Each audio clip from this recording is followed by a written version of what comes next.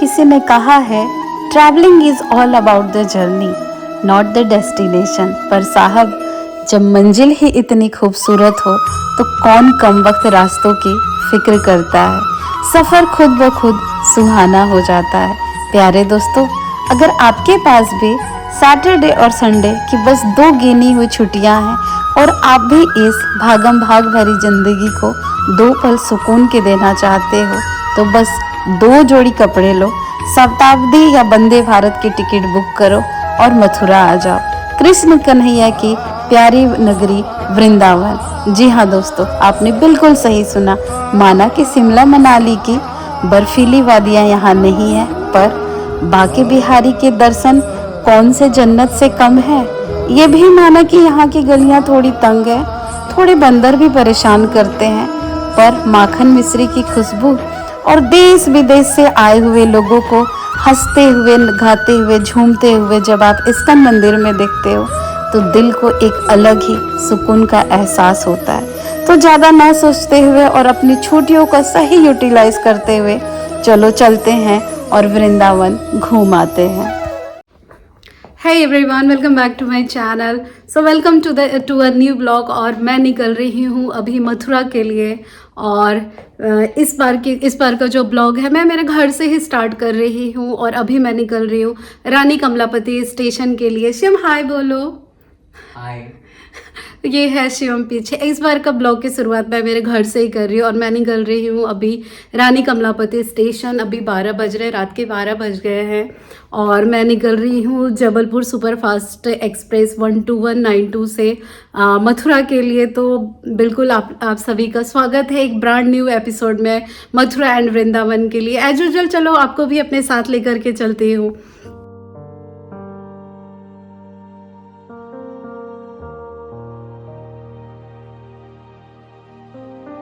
तो फाइनली मैं आ गई हूँ। प्लेटफॉर्म नंबर 1 से ट्रेन है और थोड़ा सा ट्रेन लेट हो गई है, तो बस 10 मिनट का टाइम बचा हुआ है ट्रेन आने पे। तो ये सही टाइम पे मैं आ गई हूँ और रानी कमलापति स्टेशन बिल्कुल एयरपोर्ट जैसा दिखता है।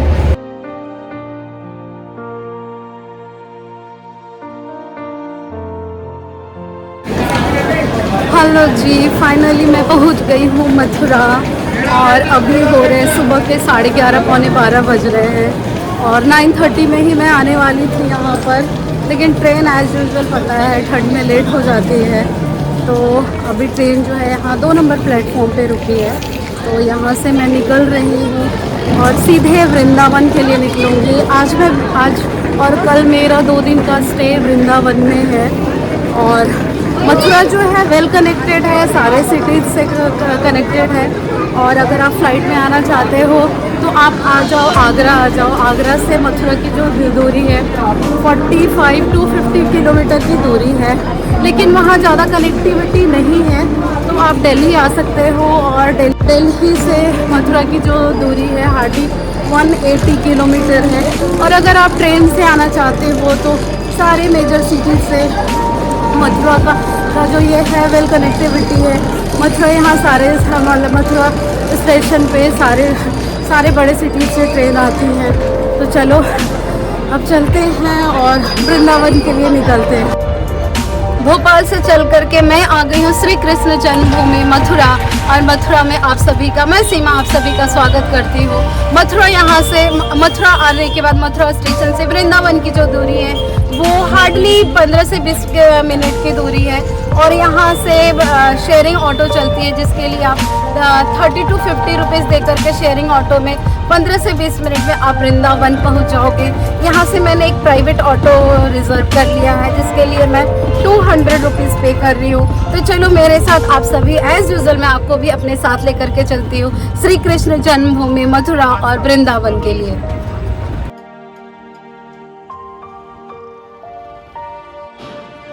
दोस्तों फाइनली मैं आ गई हूँ वृंदावन और चलो अपना रूम दिखाती हूँ। तो ये देखो, ये है मेरा रूम। कुछ ऐसा है, 2nd फ्लोर पे है। और एक्चुअली इस होटल को चूज़ करने का मेन रीज़न यही रहा क्योंकि ये बाके बिहारी जो टेम्पल है, मेन जो सेंटर है, यहाँ से हार्डली 500 मीटर की दूरी पे है ये होटल। दोस्तों होटल में चेक इन कर लिया, तैयार भी हो गई हूँ। अब निकल रही हूँ बांके बिहारी टेम्पल के दर्शन करने के लिए। बांके बिहारी टेम्पल जो है यहाँ का मेन अट्रैक्शन है, तो आप सब मेरे साथ बोलिए राधे राधे। तो चलो मैं चलती हूँ और आपको भी अपने साथ लेकर के चलती हूँ बांके बिहारी टेम्पल, जो कि मेरे होटल से हार्डली 500 मीटर की दूरी पे है। यही एक रीज़न था इस होटल को सेलेक्ट करने का, क्योंकि ये यहाँ जो मेन टेम्पल है इससे बहुत ही ज़्यादा पास में है। और चलो चलते हैं। मोस्ट प्रोबेबली हमेशा की तरह मुझे 100% मैं कंफर्म हूँ कि कैमरा अलाउड नहीं होगा, और वो सही भी है। तो जहाँ तक कैमरा जाएगा मैं आपको भी अपने साथ लेकर के चलती हूँ। तो चलो चलते हैं और बांके बिहारी मंदिर के दर्शन करके आते हैं। आप सब मेरे साथ बोलो श्री राधे। दोस्तों मैं निकल पड़ी हूँ बांके बिहारी मंदिर के दर्शन के लिए, और ये वो गली है और यहाँ से बहुत मतलब एक वॉकिंग डिस्टेंस पे है मंदिर। लेकिन एक बात का टेंशन है, बहुत चारों तरफ बहुत सारे बंदर हैं, तो मैं अपने कैमरा को निकाल नहीं पा रही हूँ। बस थोड़ी देर के लिए निकाला, कुछ भी लेकर के चले जा रहे हैं। तो आप आओगे तो थोड़ा सा इस बात का ध्यान रखना। बांके बिहारी मंदिर जाते हुए ये आपको मार्केट मिल जाता है। यहाँ पे बहुत सारे शॉप हैं जहाँ पे बहुत सारी चीज़ें मिलती हैं। यहीं पे आपको समोसा वगैरह खाने की चीज़ें, लस्सी वगैरह सब मिल जाता है। आपको प्रसाद फूल सब मिल जाएगा। वीकेंड होने के कारण बांके बिहारी मंदिर दर्शन के बहुत भीड़ थी, और बहुत मुश्किल से मैंने दर्शन किया। दर्शन करने के बाद अब मैं यहाँ से निकलने वाली हूँ। आप थोड़ा सा आप जब आओगे थोड़ा टाइमिंग का ध्यान रखना।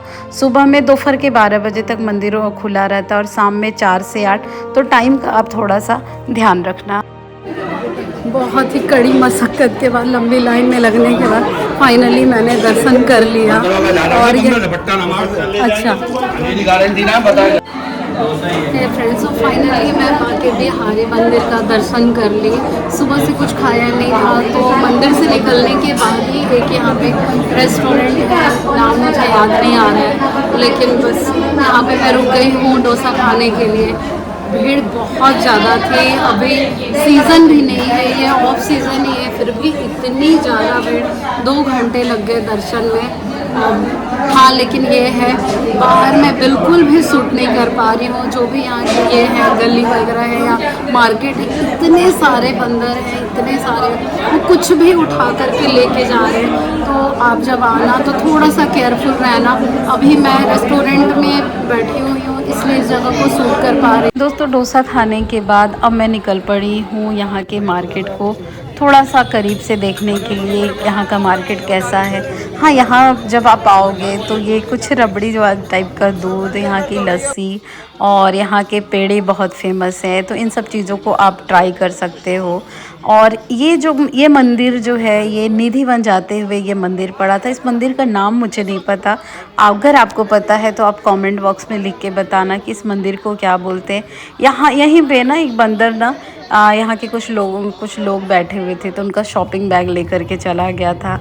और अब मैं आ गई हूँ वर्ल्ड फेमस निधिवन बहुत ज़्यादा फेमस है। मतलब बहुत सारे जो साइंटिस्ट हैं वो जानना चाहते हैं, मतलब कुछ ऐसा कहा जाता है कि ऐसा क्या रीज़न है कि कोई भी निधिवन में नहीं रुकता है रात में, और अगर किसी ने रुकना भी चाहा तो मतलब वो अपने सेंस में नहीं रहते हैं। कुछ मैंने मतलब बहुत सारी ऐसी बातें सुनी हुई थी, तो मैं आ गई हूँ निधिवन। और निधिवन जो है मतलब ऐसा कहा जाता है कि यहाँ रात में श्री कृष्ण राधा जी के साथ और अपनी गोपियों के साथ आते हैं और रासलीला रचाते हैं। तो थोड़ा सा मैं इस जगह को और करीब से देखना चाह रही थी। यहाँ पर भी बहुत सारे बंदर थे, और यहाँ पे जो पेड़ हैं, यहाँ पे तुलसी जी के पेड़ और भी जो मतलब दूसरे तरह के पेड़ थे, वो बहुत पुराने, हज़ारों साल पुराने यहाँ पे पेड़ हैं।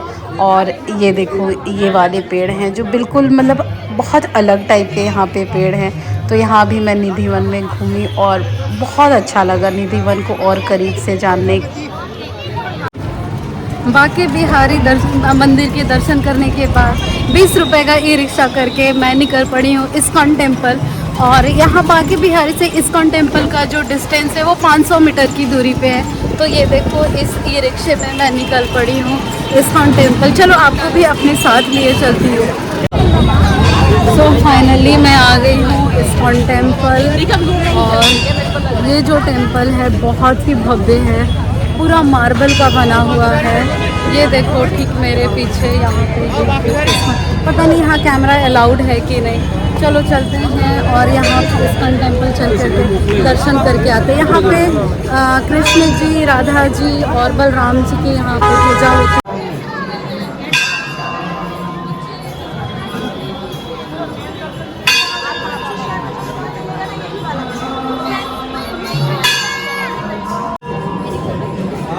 Finally, I'm inside the ISKCON temple and it's very very beautiful.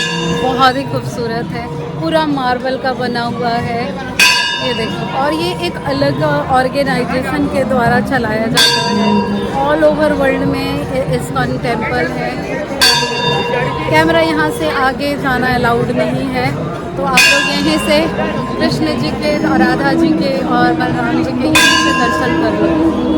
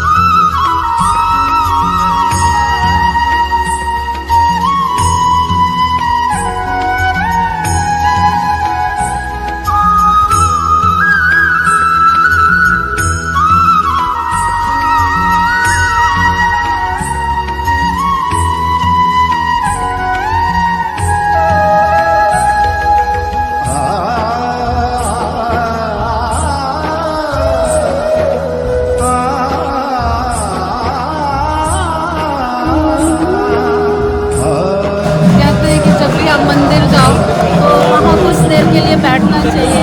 तो मैं यही दर्शन करने के बाद यही मंदिर में मैं बैठी।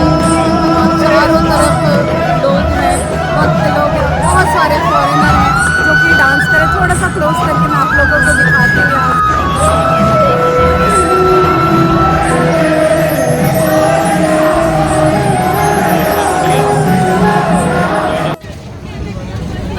ISKCON टेम्पल से खिचड़ी का प्रसाद लिए हुए और बहुत ही अलग ही इसका टेस्ट है।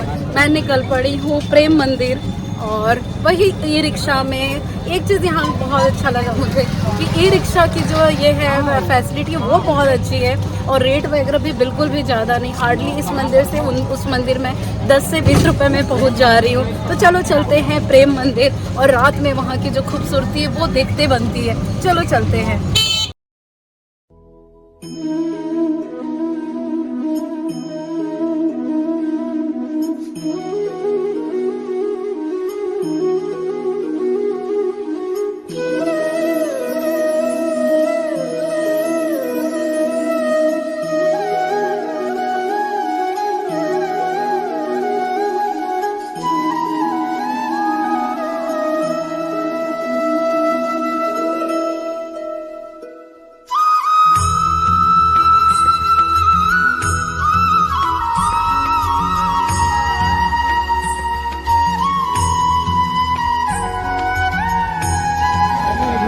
फाइनली मैं आ गई हूँ प्रेम मंदिर, और मैं इस जगह रात में ही आना चाह रही थी क्योंकि यहाँ की जो लाइटिंग है वो रात में बहुत खूबसूरत लगती है। ये मेरे ठीक पीछे आप देखो कितना खूबसूरत लग रहा है। रात में मतलब प्रेम मंदिर का जो एक्चुअल ब्यूटी है ना वो रात में ही समझ में आता है। दिन में मैं यहाँ एक्चुअली क्या है, मैं 4-5 साल पहले भी इस जगह पे आ चुकी हूँ, लेकिन मैं रात में नहीं आई थी। लेकिन ये देखो, इसलिए मैं इस बार की ट्रिप में रात में यहाँ आना चाह रही थी। और ये देखो बहुत खूबसूरत लग रहा है। ये पूरा ये ना मार्बल का बना हुआ है। जगत गुरु कृपालु जी महाराज जो है ना, उनकी स्मृति में ये प्रेम मंदिर बना हुआ। थोड़ा सा और क्लोज करके दिखाती हूँ। ये देखो कितना खूबसूरत, वाह।